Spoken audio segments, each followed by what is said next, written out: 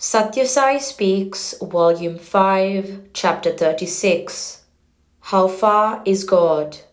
It is really unfortunate that the Ashtami and Navami Tithis, the 8th and 9th day of the lunar fortnight, are held inauspicious in popular belief. For the facts are quite contrary. Both these days mark the auspicious arrival of an avatar of God.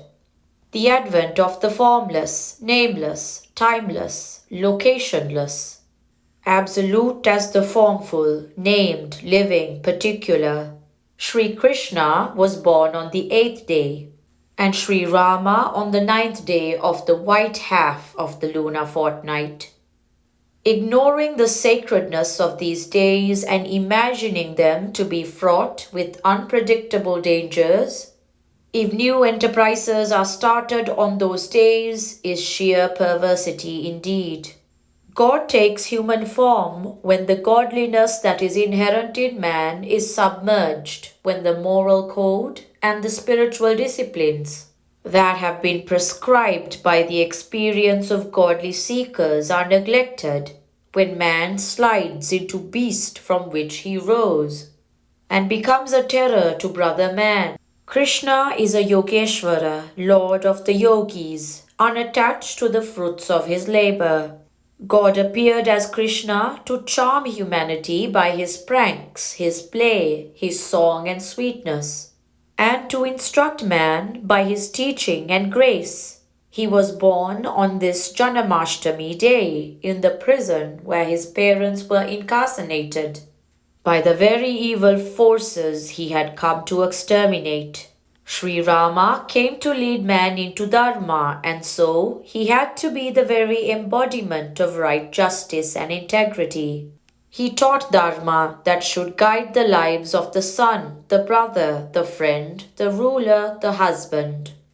The stars under which these two incarcerations of God descended on the earth are also significant. When avatars come, they choose the time and place, clan and the family, and they decide and bring the comrades and the co-workers. When Vishnu incarnated as Rama, Shesha, Shankha, Chakra, the thousand-headed serpent forming the couch of Vishnu, his conch and discus, and other inseparable adjuncts of the Lord also incarnated. The Devas, celestials, also came down in order to taste the sweetness of the Lord's company and service.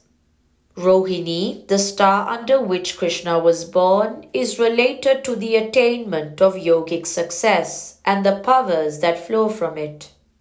Punarvasu, the star under which Rama was born, has a mysterious influence on the authority which accepts all who submit. The Sharanagata Trana, protector of those who take refuge in him, aspect of Rama's glory.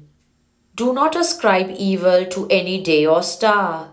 What man has to do on these auspicious days is to dwell on the elevating thoughts centering round the two avatars and take the first or further steps in sadhana, using these days as starting points for propitiating the form of Godhead which you have chosen for offering homage.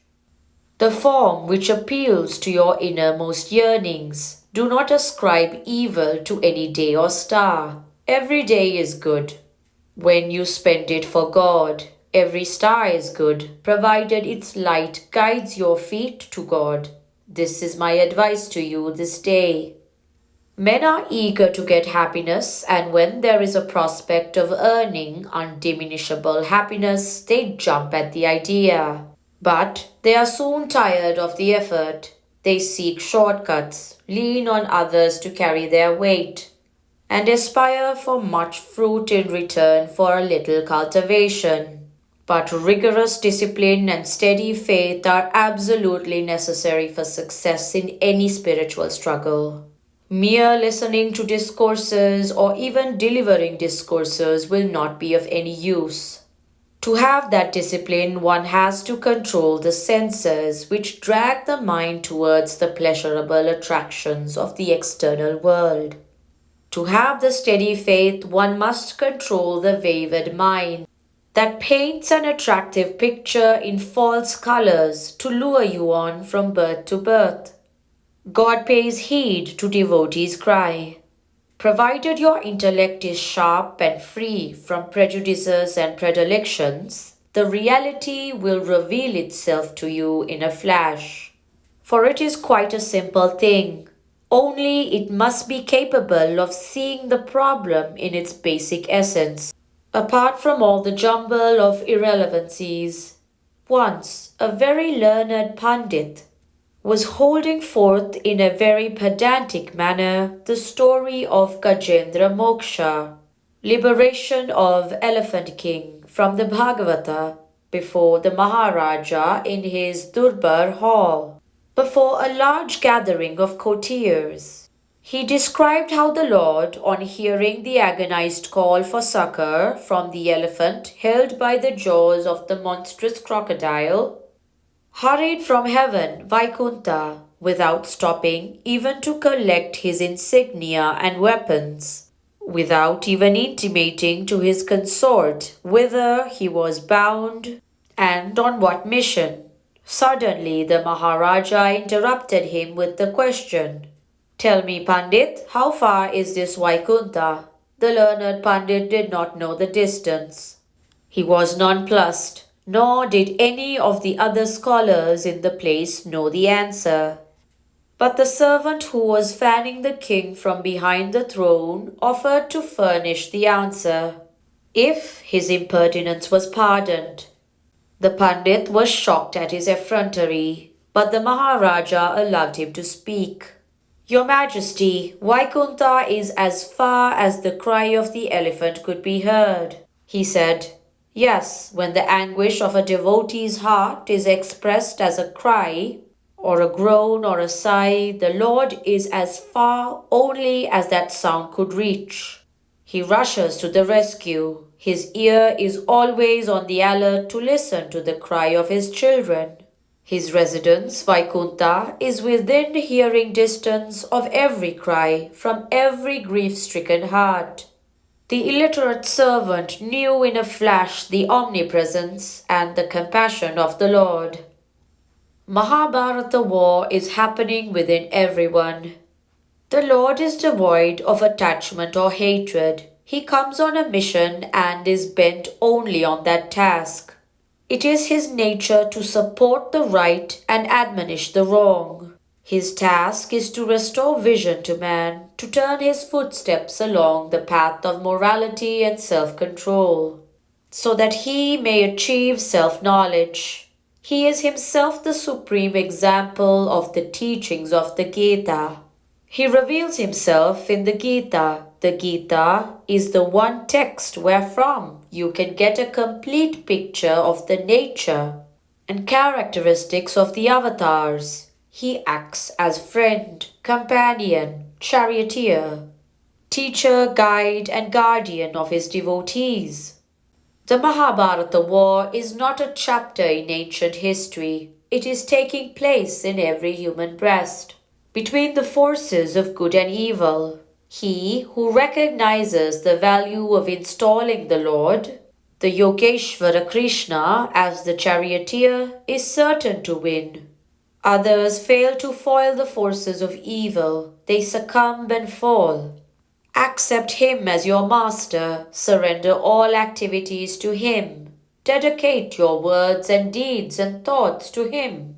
As flowers at his feet, he assures you, "Moksha ishyami," I shall liberate you. He assuages you. Ma sucha, do not grieve. Devotees who loved Krishna's company. Arjuna was a qualified candidate for being told the highest truth. He had discrimination, renunciation, and the aspiration to know. He was aware all the time of the glory that was Krishna. He had implicit faith in Krishna's wisdom, power, and grace. He belongs to the category of Priya Namra Sakha, a loved and humble friend. Bhishma, Uddhava, Bhima, Draupadi, All belong to this category of devotees. Uddhava was such a close friend that Krishna gave him advance information of the destruction and disappearance of the Yadavas. Bhishma knew that Krishna was the Lord incarnate. He asserted this in the Kaurava court on many a crucial occasion. And he was happy that he got a vision of Krishna in his last moments. Then there are some who are Priya Sakhas, loved friends with whom Krishna played and joked and kept joyful company. Others were delighted with his darshan, sparshan and sambhashana, sight, touch and conversation, and sought to be in his presence as long as possible. Such were the cowherd boys. They are friends. Then we have a group of surids or senior comrades, well-wishers and companions who had a parental affection towards him. Anxious about him and his circumstances, happy when they can fondle him or serve him or make him glad. The Gopis, however, are a class of devotees by themselves. They reached the highest peak of devotion. They had no consciousness or anything other than the Lord. They had renounced the consciousness of the senses and the body. They were attached only to the principle of Krishna that was resident in that body. They were eager to know the other, not to experience this. When King Parikshit and sage Shukha, who was relating to him, the wonderful tale of the Gopis and their love towards Krishna, about the nature of that love, Shukha replied that since they had no body consciousness, they were always immersed in God consciousness only. Therefore, there was no touch of the gross or material or physical in their love towards the Lord. It is only the identification with the body and the slavery to the senses that it breeds that cause all the cruelty, injustice and violence that stalk the world. There was a court clown once who was discovered by the king searching for some lost thing on the top terrace of the palace.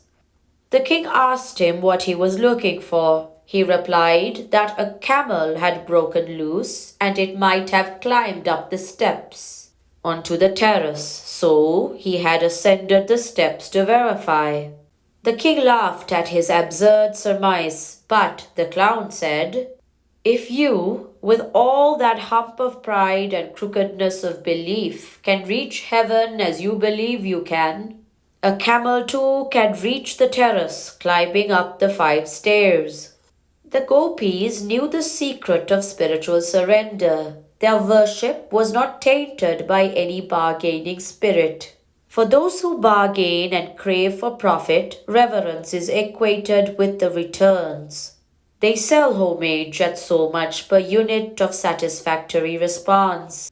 They are like paid servants, clamoring for wages, overtime allowance, bonuses, etc.